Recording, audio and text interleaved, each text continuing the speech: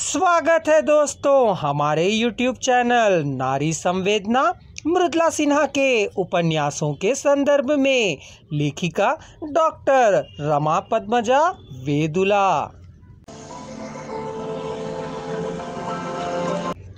मंदोदरी, लैला, शूर्पणखा और सामरी।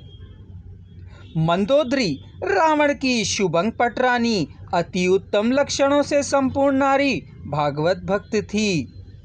पतिव्रता लक्षणों से परिपूर्ण और मानवतावादी थी। रावण के कुकृत्यों से सहन नहीं होते थे। लाख मनाने पर भी रावण किसी की नहीं सुनता था। लैला, सामरी, शुभंग आदि लंकावासी नारी मणियां राक्षसियां थी जो सीता को युद्ध में जीतकर पुनः प्राप्त करने पर अपने हाथों से मेहंदी लगाकर, हल्दी, चंदन, उपटन आदि लगाकर विशेष श्रृंगार करके राम के पास भेजने में सहायक होती हैं।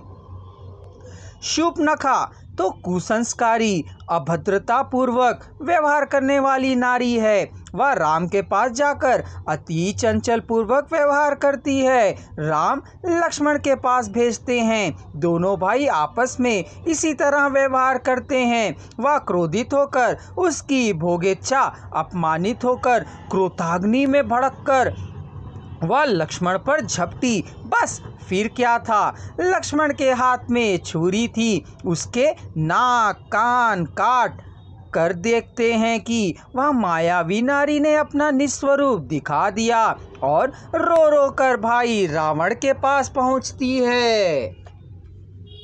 माला, मालती दोनों जनकपुर में सीता के विवाह का समय उसका साज श्रृंगार किए थे, जिसे रावण देखता ही रह गया था। किसी ने घर का पता बताया।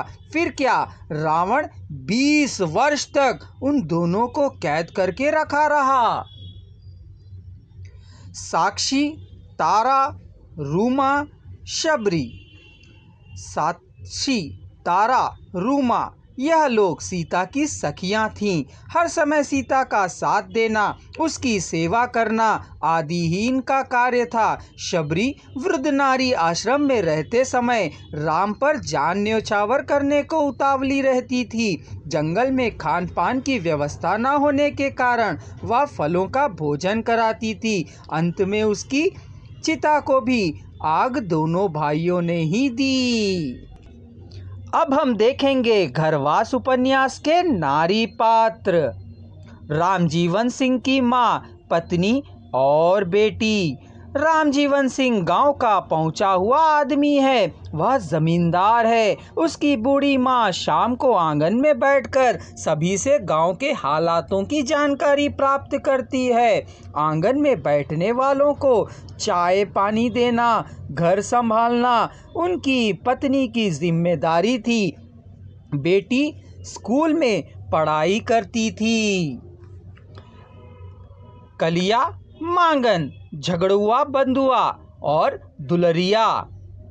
मुसरनिया गांव की जंगली जाति बिहार गांव की मजदूरी से काम धाम करके अपना जीवन यापन करते थे।